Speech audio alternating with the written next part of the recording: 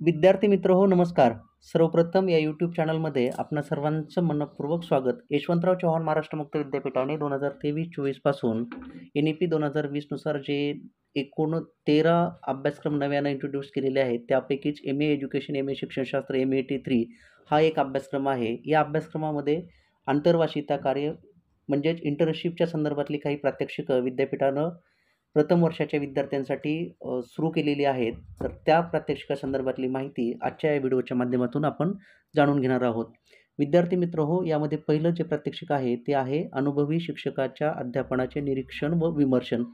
प्रामुख्यानं या प्रात्यक्षिक पूर्ण करण्यासाठी आपल्याला एक सुरुवातीला असा इव्हॅल्युएशन चार्ट, ज्याला आपण मूल्यमापन श्रेणी, मूल्यमापन तक्ता म्हणतो, तो तयार करणं गरजेचं आहे आणि त्याच्या आधारेच आपण हे प्रात्यक्षिक कशा रीतीने सहजपणे पूर्ण करू शकतो ते देखील जाणून घेणार आहोत.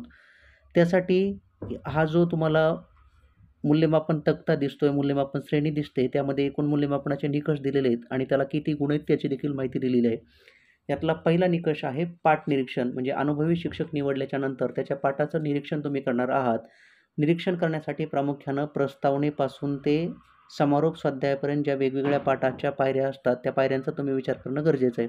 प्रस्तावना, हेतुकथन, विषय प्रतिपादन, संकलन, उपयोजन, मूल्यमापन, स्वाध्याय, शैक्षणिक साधनांचा वापर, फलकांचा वापर, शिक्षक विद्यार्थी आंतरक्रिया, विद्यार्थ्यांच्या सहभागाची टेक्निक्स, वर्ग नियंत्रण, असे वेगवेगळे तुम्ही मुद्दे करू शकता आणि त्या मुद्द्यांच्या आधारे पाठनिरीक्षण करू शकता.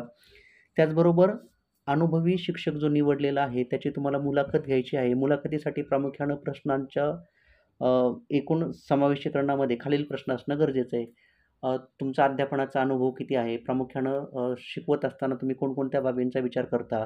आपलं अध्यापन अधिक प्रभावी व्हावं यासाठी शिक्षकानं काय करायला हवं? आपण शैक्षणिक साधने कुठली वापरायला पाहिजेत, कशी वापरायला पाहिजेत? शैक्षणिक तंत्रविज्ञानाचा वापर कसा करता? उदाहरणे दाखल्यांचा वापर कसा करता? गोष्टींचा वापर कसा करता? विद्यार्थ्यांचा सहभाग कसा मिळवता? कोणकोणती टेक्निक्स वापरता? अशा वेगवेगळ्या स्वरूपाचे प्रश्न तुम्ही तयार करू शकता. विद्यार्थी मित्र हो, पाठ निरीक्षण आणि मुलाखतीच्या संदर्भातला एक सविस्तर व्हिडिओ मी लवकरच्या चॅनलवरून अपलोड करणार आहे. त्या ठिकाणी तुम्हाला याच्या संदर्भातली सविस्तर माहिती मिळेल. आणि तिसरा जो निकष आहे तो आहे अध्यापनाबाबत विमर्शन. याच्यासाठी गुण आहेत 5. विमर्शनाचा अर्थ समजून घ्या. या प्रात्यक्षिकामध्ये पुन्हा पुन्हा विमर्शन हा शब्द आलेला आहे. तर विमर्शन म्हणजे विशेष विचार मंथन. म्हणजे एखाद्या गोष्टीबाबत जेव्हा तुम्ही ज्याला आपण काय म्हणतो की खूप विचारपूर्वक विचार करता आणि त्यातनं तुमचं काय विचार प्रक्रिया डेव्हलप होते, त्यातनं तुम्हाला काय गवसतं, त्यातनं तुमची काय विचारांची दिशा स्पष्ट होते, ती तुम्ही या ठिकाणी मांडणं गरजेचं आहे. असे एकूण या प्रात्यक्षिकासाठी 10 गुण आहेत. पाठनिरीक्षण 2, मुलाखत 3 आणि अध्यापनाबाबत विमर्शन म्हणजे काय? तर पहिले जे 2 मुद्दे आहेत, पाठनिरीक्षण आणि मुलाखतीच्या संदर्भातल्या अध्यापनाच्या अनुषंगानं तुम्ही जे काही विमर्शन केलेलं आहे, विशेष विचारमंथन केलेलं आहे, ते लिहिलं तर त्याला तुम्हाला 5 गुण मिळेल. साहजिकच ते जास्त लिहिणं गरजेचं आहे, हे लक्षात घ्या. अशा पद्धतीनं पहिलं प्रात्यक्षिक पूर्ण होतं. जाऊया आपण दुसऱ्या प्रात्यक्षिकाकडे. दुसरं प्रात्यक्षिक आहे त्यामध्ये सुरुवातीला तुम्ही ही जी सगळी प्रात्यक्षिक पूर्ण करणार आहात त्यामध्ये शैक्षणिक वर्षाचा उल्लेख करणं गरजेचं आहे. आपण ज्या कुठल्या वर्षाला असू. अभ्यास केंद्र संकेतांक व नाव म्हणजे तुमच्या स्टडी सेंटरचा कोड आणि स्टडी सेंटरचं नाव, तुमचं स्वतःचं नाव. यामध्ये दुसरं जे प्रात्यक्षिक आहे ते एका घटकाबाबत संविधान तक्ता विकसन, त्या आधारे घटक चाचणी विकसन व कार्यवाही, म्हणजे 3 गोष्टी करायच्या आहेत. त्याची गुणविभागणी आपण बघूया. संविधान तक्ता विकसन. संविधान तक्ता तयार करण्यासाठी आपल्याला माहिती आहे की तिथं त्रिमितीय दृष्टिकोनाचा विचार केला जातो. ते 3 घटक कुठले असतात? तर उपघटकानुसार गुणविभागणी, 2 उद्दिष्टानुसार गुणविभागणी आणि 3 प्रश्न प्रकारानुसार गुणविभागणी. म्हणजे 20 गुणांची तुम्ही 1 किंवा 2 उपघटकावर आधारित टेस्ट घेणार आहात, घटक चाचणी घेणार आहात. त्याच्यासाठी अगोदर संविधान तक्ता तयार करणं गरजेचं आहे. त्या संविधान तक्ता निर्मितीला तुम्हाला 2 गुण दिलेले आहेत. तुम्ही डी.एडचं प्रशिक्षण घेत असताना, बी.एड अभ्यासक्रमाचं प्रशिक्षण घेत असताना घटक चाचणी तयार केलेली, त्यानुसार तुम्ही इथं संविधान तक्ता तयार करायचा आहे. तयार केलेल्या संविधान तक्त्याच्या आधारे आपण घटक चाचणी तयार करणार आहात आणि ती प्रत्यक्ष विद्यार्थ्यावर राबवणार देखील आहात. तर त्याच्यासाठी तुम्हाला 3 गुण आहेत. घटक चाचणीमध्ये सुरुवातीला प्राथमिक माहिती, इयत्ता, विषय, घटक, घटक चाचणीचे गुण, त्यासाठीचा वेळ, त्याच्या संदर्भातल्या सूचना. घटक चाचणीमध्ये प्रामुख्याने प्रश्न 1, प्रश्न 2, प्रश्न 3, 4 किंवा जे काही असतील तुमचे 20 गुणांचे ते प्रश्न, त्यातले उपप्रश्न, वस्तुनिष्ठ प्रश्न, लघुत्तरी प्रश्न, त्याचबरोबर दीर्घोत्तरी प्रश्न असेल तर तो, कौशल्याधारित प्रश्न, अशा सगळ्या प्रश्नांचा त्यामध्ये घटक चाचणीमध्ये समावेश असणं गरजेचं आहे. त्याला एकूण 3 गुण आहेत. आणि तिसरा जो निकष आहे तो संविधान तक्ता घटक चाचणीबाबत विमर्शन. म्हणजे तुम्ही या निकषापूर्वीच्या ज्या 3 पायऱ्या केलेल्या आहेत, संविधान तक्ता तयार केलेला आहे, घटक चाचणी तयार केलेली, प्रत्यक्ष विद्यार्थ्यावर घटक चाचणी राबवलेली आणि याच्या संदर्भातली तुमचं जे काही विशेष विचारमंथन आहे, ते विचारमंथन मांडण्यासाठी तुम्हाला 5 गुण दिलेले आहेत. असे एकूण या प्रात्यक्षिकासाठी 10 गुण आहेत. पुढे मार्गाची सहीसाठीची नोंद केलेली आहे.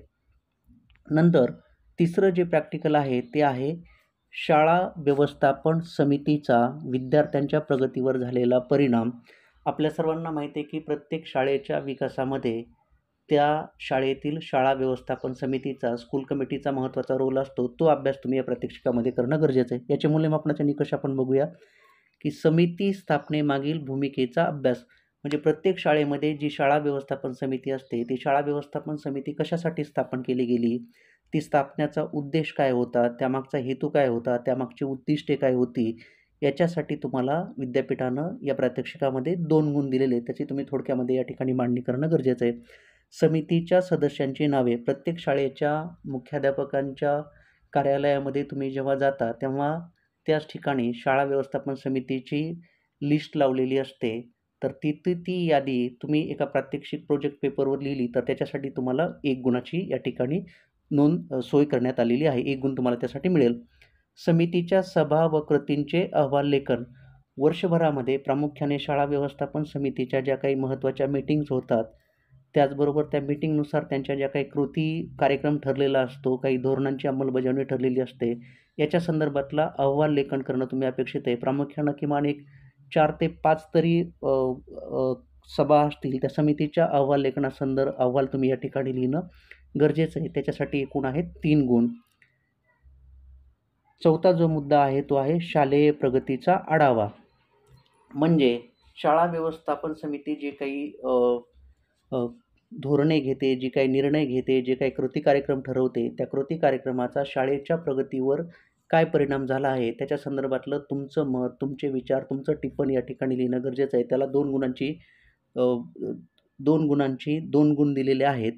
आणि त्यानंतरचा निकष आहे समितीची कार्य, परिणाम याबाबत विमर्शन. म्हणजेच थोडक्यात हा जो शेवटचा निकष आहे तो एकूणच शाळा व्यवस्थापन समिती जी काही कार्य करते, ती जी काही धोरणे ठरवते, त्यानुसारचा कृती कार्यक्रम आखते, शाळेच्या विद्यार्थ्यांसाठी, शाळेच्या विकासासाठी राबवते, त्याचा शाळेवर एकूण काय परिणाम होतो याच्या संदर्भातलं तुमचं जे काही विशेष विचारमंथन प्रक्रिया असेल ती तुम्ही मांडणं गरजेचं आहे. त्याला एकूण 2 गुण. असे एकूण या प्रात्यक्षिकासाठी 10 गुण तुम्हाला विद्यापीठानं दिलेले आहेत. जाऊया आपण पुढच्या प्रात्यक्षिकाकडं. पुढचं जे प्रात्यक्षिक आहे ते आहे प्रामुख्यानं तुमचे जे ऑप्शनल विषय आहेत 2, एजू 547 शैक्षणिक व्यवस्थापन, प्रशासन व नेतृत्व, हा ज्यांचा विषय असेल त्यांनीच हे प्रात्यक्षिक पूर्ण करायचं आहे. दुसरा त्याला ऑरचा विषय मी ओघानं सांगेलच, परंतु ज्यांचा हा विषय आहे त्यांनी हे प्रात्यक्षिक करायचं आहे. प्रशासकीय कार्यासाठी आवश्यक कौशल्यांचा शोध. यामध्ये काय करायचं आहे तुम्हाला की या आवश्यक कौशल्याच्या शोधासाठी एक मुख्याध्यापक किंवा प्रशासन अधिकारी यांची निवड करायची आणि तेच मुख्याध्यापक किंवा तेच प्रशासन अधिकारी का निवडले त्याच्यामागची कारण परंपरा तुम्ही मांडली तर त्यासाठी तुम्हाला 2 गुण मिळणार आहेत. मुलाखत गुण 1 पैकी. मग त्या मुख्याध्यापकाची किंवा प्रशासन अधिकाऱ्याची मुलाखत तुम्ही घेणार आहात आणि त्या मुलाखतीसाठी 1 गुणाची या ठिकाणी सोय केलेली. प्रामुख्यानं एक 8-10 महत्त्वाचे प्रश्न तुम्हाला विचारावे लागतील. या मुलाखतीमध्ये प्रामुख्यानं तुम्ही शाळेचं प्रशासन कसं चालवता, प्रशासन चालवत असताना कोणकोणत्या बाबींचा प्रामुख्यानं विचार करावा लागतो, शाळेतील भौतिक घटकांचं व्यवस्थापन कसं करता, शाळेतील मानवी घटकांचं व्यवस्थापन कसं करता, शाळेचं प्रशासन किंवा शाळेचा अधिक विकास व्हावा यासाठी शाळेतल्या घटकांचा जास्तीत जास्त चांगल्या प्रकारे कसा उपयोग करून घेता येतो, प्रशासन चालवताना कोणकोणत्या समस्या, आव्हाने येतात, त्यावर कशी मात करता येतात, अशा स्वरूपाचे प्रश्न तुम्ही त्यामध्ये विचारणं गरजेचं आहे. शैक्षणिक प्रशासन घटक विचारार्थ बाबी. म्हणजेच शाळेतलं प्रशासन चालवत असताना प्रामुख्यानं कोणकोणत्या बाबी विचारार्थ घ्याव्या लागतात याच्या संदर्भातलं एक टिप्पण तुम्ही लिहिणं गरजेचं आहे. साहजिकच या अनुषंगानंच तुमच्या मुलाखतीमध्ये प्रश्न असणं गरजेचं आहे आणि मुलाखतीमधल्या प्रश्नाच्या उत्तराचं विस्तारीकरण तुम्ही इतर टिपणाच्या रूपाने इतर करू शकता. मुद्द्यांच्या रूपानं, आकृतींच्या रूपाने देखील तुम्हाला हे टिपण लिहिता येईल. याच्यासाठी तुम्हाला 3 गुण आहेत.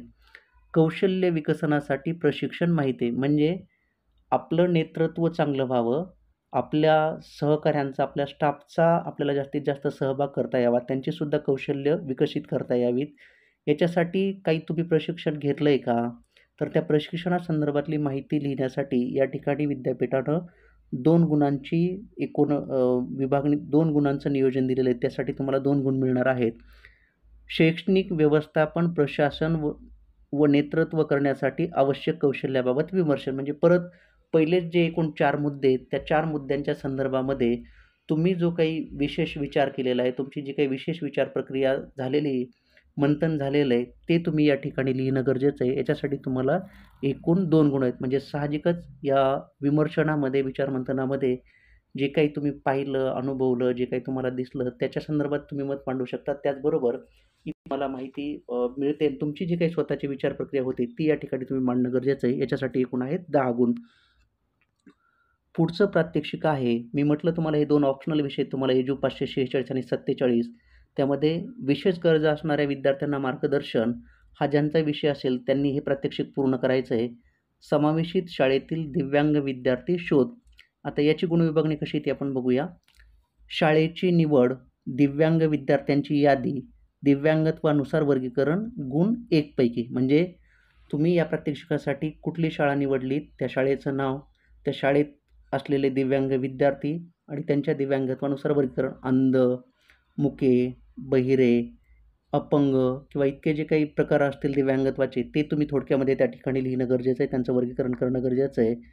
सुविधांचा अभ्यास व कागदपत्र पडताळणी. अशा विद्यार्थ्यांसाठी, दिव्यांग विद्यार्थ्यांसाठी शाळेमध्ये कोणकोणत्या सुविधा आहेत आणि त्याच्या जर असतील तर त्या तुम्ही कागदपत्र पडताळणीद्वारे जजसुद्धा केल्या पाहिजे. त्याच्या संदर्भातल्या कागदपत्रांचाही त्या शाळेतनं अभ्यास केला पाहिजे. याला आहेत तुम्हाला 1 गुण. एका दिव्यांग विद्यार्थ्याची निवड व पालकांची मुलाखत. म्हणजे तुम्हाला एक दिव्यांग विद्यार्थी त्यातला कुठलाही निवडायचा आहे आणि त्याच्या पालकांची त्याच्या दिव्यांगत्वासंदर्भात, शैक्षणिक प्रगतीसंदर्भात तुम्ही त्याची मुलाखत घ्यायची आहे. मुलाखतीसाठी प्रामुख्याने प्रश्नांची रचना, त्याचं जे काही दिव्यांगत्व असेल त्यानुसार तुम्हाला करावी लागणार आहे आणि त्यातनं तुम्हाला ती माहिती मिळणार आहे. निवड केलेल्या विद्यार्थ्यांसाठी योजना व सवलत यादी.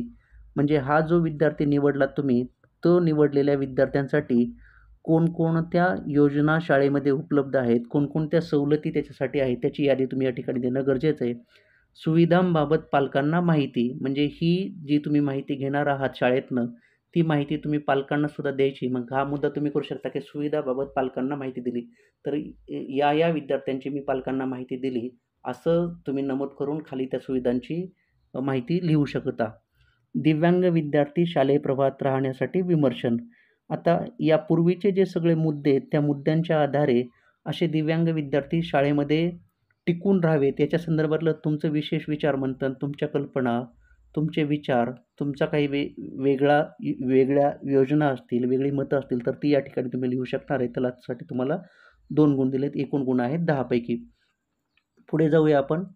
पुढचं जे प्रात्यक्षिक आहे ते आहे शालेय विद्यार्थ्यांसाठी उपलब्ध योजनांचा अभ्यास.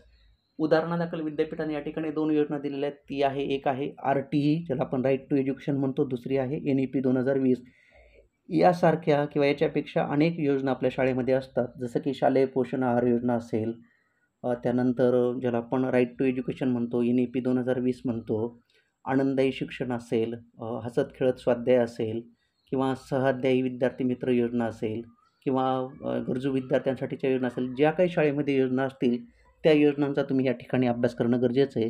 याच्या निकषामध्ये दिलं आहे पहा सुरुवातीला, की शालेय विद्यार्थ्यांसाठी उपलब्ध योजनांची यादी. म्हणजे शाळेमध्ये कोणकोणत्या विद्यार्थ्यांसाठी उपलब्ध योजना आहे त्याची तुम्ही यादी करणं गरजेचं आहे.